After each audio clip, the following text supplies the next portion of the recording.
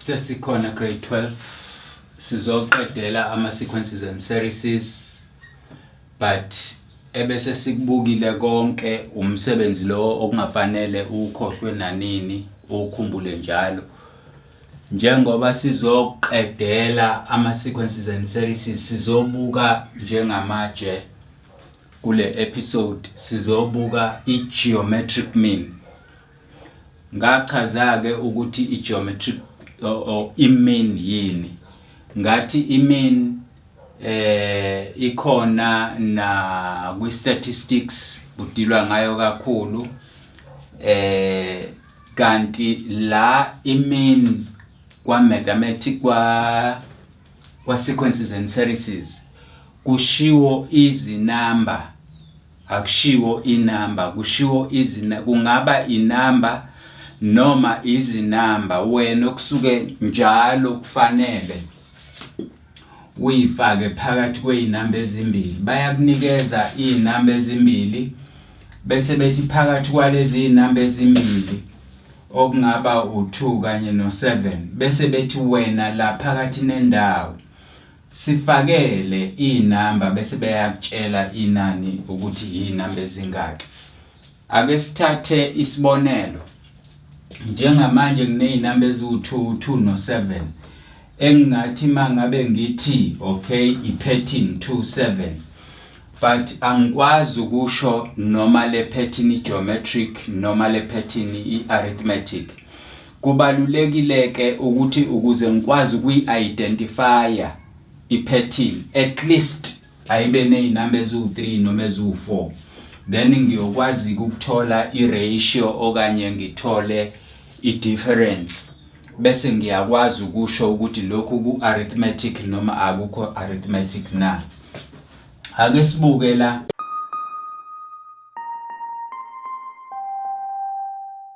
Right, masibuka ke la. Uyabona mangase ngithathe lo ngisuse lo ngithi 7 minus 2 ngizothola u5. But u5 awungitshela ukuthi lento i-arithmetic noma i-geometric na, because u5 uyena yedwa angimcomparishi nenye inamba. Kanti mangabe zintathu ngisuka la ngize la ngisuke la ngiye lapha yakho, lapha ke sekufanele kuphume inamba ezifanayo. Noma futhi ngitest ukuthi ku-geometric ngifike ngithi lo ngimdivide ngalo kuzophuma inamba eyodwa, which is 7/2, engingeza ukumqhathanisa nalutho. Therefore inamba eyodwa awukwazi ukuyiqhathanisa ukuze ukwazi ukwahlulela noma ukukhipha isinqumo ukuthi le pattern noma le sequence i-arithmetic noma i-geometric na. So ke sengishilo ke ngathi bayokunikeza inamba ezimbili, right? Bayokunikeza inamba ezimbili bese beyakutshela ke ukuthi inserta ezingaki phakathi nendawo such that you form arithmetic, or inserta ezingaki phakathi such that you form a geometric. Athi siyayizwa lonto. Uma bengakushongo lokho bazokutshela bona like ake sibuke la. Insert 2 means between 6 and 48 to form a sequence of 4 terms. Abakutshelile, athi siyabo, abakutshelile ukuthi faka lezi ezimbili ukuze kuqhamuke i-geometric noma i-arithmetic na, abakutshelile. Kusho ukuthi in this case when ungenza noma yini, as long as kuzoba yiqiniso lokho ozokwenza, sizokutry sibone ukuthi kuyenzeka yini. Bese sibuya kule case le kuthiwa insert 4 between term number 6 and term number 2 to form a geometric. Yezwa-ke la awusagudlukike, sekufanele wena ucabange geometrically ngoba sebekutshelile ukuthi to form a geometric ukuze wakhe i-pattern e-geometric. Athi yabo bese beyaqhubeka bethi and write down the first 3, right? La uthi uyenza leyo nto abayishoyo, umbuzo wakhona awuwodwa mbili, yilo wayathu insert lezo ke eziwu4 phakathi kwalezi ezimbili to form a geometric. Khumbula uma usuyifakile akwenzeke okugeometric. In other words, law divided by law, you must get the same ratio namzukwana udivide law ya. Bese kuthiwa ke sibhalela oqala amathathu. Umbuzo wakho uhamba ugcine lapho. Ake sibukele nake ukuthi ukube besiyifigarisha nje abashilo ukuthi ku arithmetic noma ku geometric yini, but ngizokukhombisa yona kodwa ngifuna ekugcineni sigcine senza itopic yethu. Khumbula itopic yethu injani? It's geometric. Angithi ayizwa lona into esifunda ngayo manje i-geometric. So uma kungathiwa ke phakathi kwalezi inamba ezimbili angifake mina ezimbili to form a sequence engingatsheli ukuthi yani, all what I know ukuthi term 1 angithi ngifaka phakathi nendawo ezimbili la, ngifaka ezimbili zingaki ke sezizonke ziwu4, le naleya ya eyokuqala eyokugcina leya yani. Athi siya understand leyo nto. So ngifuna ukutesta ke mangabe ku arithmetic. So term 1 is always given by a, and in this case is 6. Kanti njoba ngifake ezimbili la, lo uzoba unumber 4. Bese ngithi term number 4 is always given by a plus 2d. I mean plus 3d. Ngisakwenza kube arithmetic kuqala plus 3d. This is our term number 4. It is 48. Athi siyibona leyo. Knowing ukuthi a ubani, sengizofaka a bese ngisala no 3d equals to 48 minus 6, which gives me 42. Athi siyibona leyo. Immediately mase ngifikela ngidivide ngo3 nala ngidivide ngo3, ud wami bese yaqhamuka, u3 la angene kanye, u3 lapha angene ka 14. So ud wami u14, meaning uma yokuqala ku6 plus 14 eyesibili izoba u20 plus 14 eyesithathu izoba u34, eyesine plus 14 la kuzoba u48. Ngicabanga ukuthi uyayibona ke lento ukuthi iyayenza into arithmetic ngoba bangitshelanga ukuthi angenze yipi. Athi uyayibona lonto. Uma bengakutshelanga ukuthi yenza kube geometric okanye yenza kube arithmetic, when you just do whatever you feel ngoba bakutshelanga, kodwa osukwenzile yenza sure ukuthi kuyiqiniso. Nanku ku difference wakho u14, lo minus lo is 14, lo minus lo is 14, lo minus lo is 14. So uyakwazi ukuyithola le number elokhu ifane njalo lapha ngezansi esiyibiza ngokuthi it's a constant difference. Asiyibona lona. Bebengashiloko ukuthi asenze kube arithmetic. But ke ngoba isifundo sethu si geometric, sengifuna lento ke siyibheke futhi geometric, okay? Sesiyayibheka ke manje siyibheka yona geometric. Bengikhombise ekuqaleni ukuthi iyenzeka. It does not matter ukuthi iziphi inamba basuke bekunikeze zona. What matters most ukuthi okwenzayo ulandela iprinciple yokwenza na correct, uzothola into correct. Ake sibukeke la manje. Ake siyiformishe lento ibe geometric. Nakhona masizoyiformisha ibe geometric siyazi ukuthi uterm 1 kwi geometric it's always given by a, but this time our a is 6 because ile kwase kuthiwa sifake phakathi ezimbili naleya ya. Kusho ukuthi sezizonke zingaki zu4. Kusho ukuthi geometrically uT4 wethu usho uAR3 because that is what geometric is. This is 48. Right. Nakhona la zimbili indlela ongakwenza ngazo. Indlela yokuqala yile yokuthi ngoba a uyamazi u6 usubstitute phela u-a bese uba no 6r power 3 is equals to 48 ngoba uyawazi. Then you divide by 6 both sides, you divide by 6. then your r power 3 is equal to 6 into 48 is 8 times.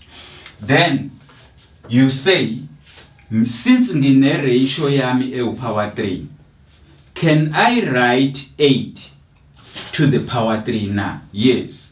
8 to power 3 is 2 to power 3 and r to power 3. Since lento wayifunda wena kwa grade 11 ukuthi when the exponents in the laws of exponents, when the exponents are the same, so my base is or are. So i-ratio yami ubani? U2. Sengithatha i-ratio u2. Khumbula ukuthi i-ratio yokwenzani? Ukuze ngiye kwelinye, i-ratio iya multiply. Kusho ukuthi lokuqala ubani? U6. Elesibili kuzoba ubani ke times 2 kuzoba u12. Elesithathu times 2 kuzoba u24. Elesine times 2 u24 kuzoba u48. Uyabona ukuthi nakhona la kusaphuma exactly into evumelanayo because 48 divided by 24 it's 2. 24 divided by 12 it's 2. 12 divided by 6 is 2. Nakhona iyaphuma le number mangabe ngidivide esiyibiza ngeratio ebesikade siyicalculate la. Siyayibona leyo nto. Siyayibona leyo. Ngitheke kuwena indlela yokuqala ileyo ukuthi uvela uthi wena ngoba u-a uyawazi busu uyahamba uyosubstitute ku equation 4, right? Now ake sithathe indlela yesibili. Indlela yesibili izothi thatha lo ubani lo u-term4 lo t4 divided by t1 uthathe lo umdivide ngalo. In other words, when uchaza ukuthini, uchaza ukuthi t4 wakho geometrically it's ar3 equals to 48. Divide ake lento ngoterm 1 phela. Uterm 1 wakho ubani? U-a, u-r vela unayo. Kanti lapha yana uterm 1 wakho ubani? U6. Though akhansele lo waya, usale no r cube is equals u6 ku 48 ayika 8. Then 8 to power 3 is 2 to power 3, which is equals to your r power 3. Then your r is equals to 2. So these are the two ways. Indlela yokuqala eyokuthi wena uvela usubstitute directly u-a ngoba uyamazi vele futhi it's the simplest equation. Athi yabo bayakutshela a is 6. Kusho ukuthi la ubona khona u-a wena ufaka bani? U6. Then bese bayodwa into ongayazi i-ratio, solve i-ratio ke. La choose pattern yesibili yokwenza. Thatha elisekugcineni ulidivide ngelokuqala because lawa amabili ala phakathi nendawo awuwazi wona okufanele uwabale. Asiyabo? Right. Asibuye size kulena ke. Asibuye size kule. Ngithi ngichaze kahle lento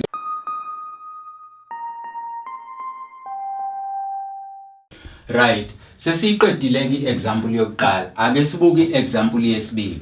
Kwi-example yesibili they are very clear nge-instruction. Icacile nje into abayishoyo. Bathi faka inamba ezu4 between base bayakunikeza imbili. Right? Sebekunikezile imbili base bayakutshela ukuthi to make a geometric. Athi ayizwa lonto. To make or to form a geometric. So ke kusho ukuthi nokucabanga kwethu ke sekufanele kube geometric. Kuzoba geometric kanjani na? Ngokuthi sibuke lezi zinto. U-T6 lo, right? U-T6 lo. But u-T6 wethu geometrically u-T1 u-T6 u-AR5 u-T6 lo. Kodwa u-T6 nanku suunikeziwe ubani? U-64. Lo waya u-T2 lo waya. Right? U-T2 nawo siunikeziwe. U-T2 wethu ngokwazi u-T2 geometrically u-AR, right? But u-T2 wethu yena ubani? U-8. Nansi information esinayo. In this case ngicabanga ukuthi uyabona ngeke endaweni ka-A uzofaka u-8 because akubona ukube kunje then that is 8 but manje kunje, that is not 8. U-A akasiyena u-8. So sekubuyela kuleya ndlela ke ekade ngiyichaze ekuqaleni ukuthi le ndlela ebengikade ngiyichaze ekuqaleni ukuthi wena angithi phakathi kwezimbili ufake ezu4 u-T6 u-T2 lo usuzothatha enkulu esegcineni kahle kahle which is your T6 udivide ngengapha ngezoba seqaleni which is your T2 lokhu kuyobe ku-implya lento esizoyisho ke manje.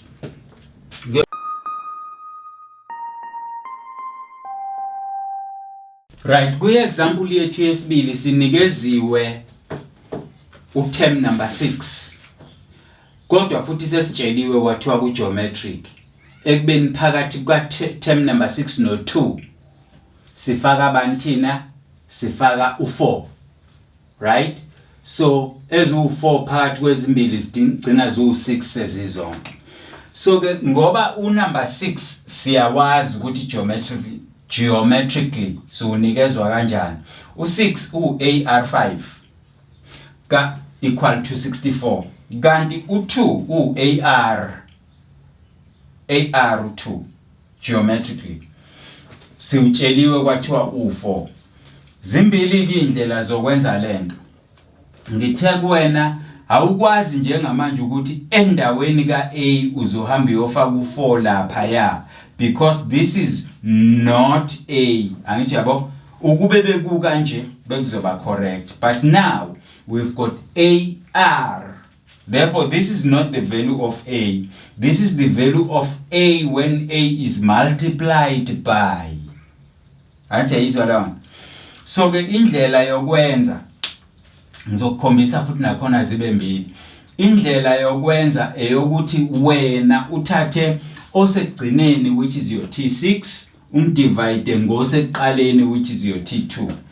Mawuthatha lokho ke then you have your T6 which is AR power 5. This is your T6 divided by your T2. Your T2 is AR and this is 64 divided by 4. Right? This is 64 divided by 4. Nakhona ke la uzothola ukuthi your A will go away. Then la you dividing numbers of the same base. Umsebenzi wakwa grade 11. You subtract the exponent. So R power 5 minus 1 is the same as 64 divided by 4. It is 16. Because u4 ku6 uyakanye kusala u2 ku24 ayeka 6, so it's 16. So lapha uno R power 4. Then the next question will be, can I write 16 in a certain number but that number be raised by 4? Yes, u16 ngiyakwazi ukubhala njengo 2 when 2 is raised to power 4, that is 16 because lokhu kusho ukuthi ngimultiply kangaki u2 ngaye uqobo lwakhe. So it is 2 times 2 4 times 2 8 times 2 16. So u2 power 4 u16. Busubuyela emuva wa grade 11 when the exponents are the same so are the base. Our ratio is equal to 2. Now bese kuthiwa sengiyicalculate le ratio, right? Bese kuthiwa ke lezi number ngizoyifaka phakathi kwezu2, right? Bese kuthiwa ngibhala amathathu okuqala. Sengizothatha lo 2 ke. Lo 2 wami enguthathile iwona engizohamba ngiyosubstitute kuma equations. Mangithanda lo 2 ngingawusubstitute la, mangithanda lo 2 ngingawusubstitute la. Kusuke kuzokwenzeka into efanayo. Ngisuke ngizolithola elokuqala ukuthi lubani. Ake sibuke uma u2 ngusubstitute la kusho ukuthi mina ngizoba no A u-R wami u2 power 5 equals to 64. U2 power 5 that is 32. Okay, that is 32. So ngino 32A equals to 64 divided by 32 divided by 32, then my A is equal to there. 32 there goes twice, right? Twice. Usiyaqala uyabona ke uma kuthiwa number 2 u4 ukuthi uyabona ukuthi mase ngithatha ratio yami u2 ngizo multiply ngayo la kuzophuma number 2 ngempela o4. Right yabo? So makuthiwa ke ngiwabhala mathathu eyokuqala ubani u2, eyesibili ubani u4 times 2 u8, eyesine u16, eyesihlanu u32, eyesithupha u64. Nazi lezi number kodwa ke bona bebefuna the first 3. Now first 3 busu ya underline your first 3 abebe ufuna. So this is how you do arithmetic mean umizoba geometric. 1 wenza kanjani? Ngithe kuwena uma bekunikeza umbuzo bengakutsheli noma ku arithmetic noma ku geometric wena yenza noma yikuphi okuvuna wena kodwa kwenze ngendlela yakhona bese uyabhala phansi, right?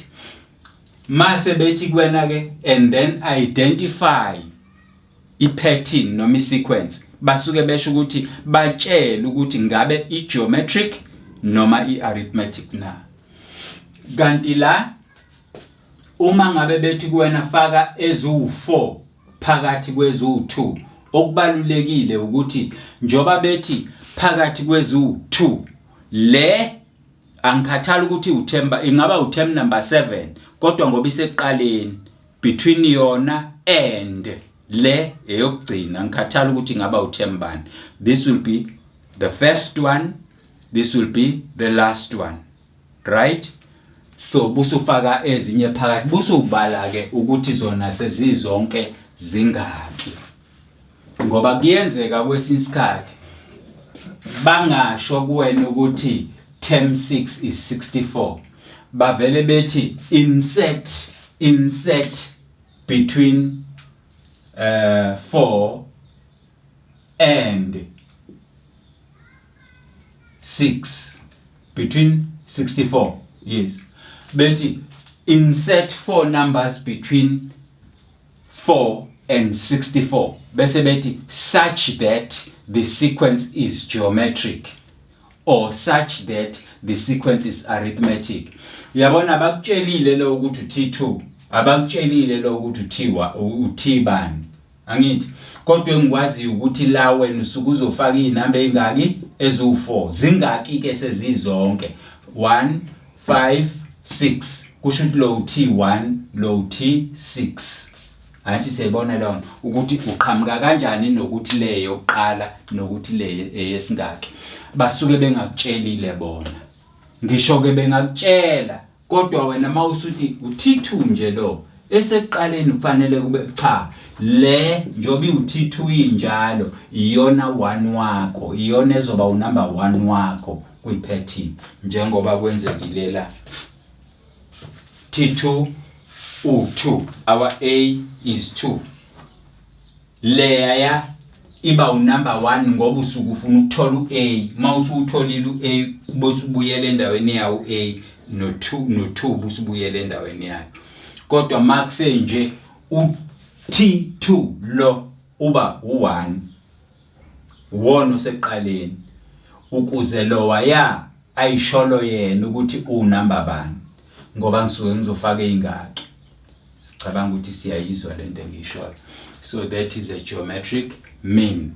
This is how we do our geometric mean. Mhlawumbe umuntu at this stage angathi i-geometric mean ne-arithmetic mean into efanayo kwenzeka ngendlela efanayo ama principles awodwa okwakho ukuthola yokuqala neyokugcina bese ucalculate ukuthi ufake ingaki phakathi nendawo sezizonke zingaki then you act as term 1 and term whatever. So bear in mind ke ukuthi bayakwazi ukukutshela bayakwazi futhi ukungakutsheli bengakutshelile wena use your common sense. So nansi kimi nokunye esikwenzile kuma sequences and series please uma uhlangabezana nenkinga kulento you can contact us kuma pages ethu njengoba bengade ngishilo including uTwitter no WhatsApp no Facebook kanjalo na ku YouTube usikhona na ku InfoClass. When you google it uyosithola siyokwazi ukukuchazela ukuthi kwenzakalani. But kubalulekile njalo ibalo ezibhalwa zibe ingxoxo kanje, understanda ukuthi kuthiwani kufunakalani. That is more important.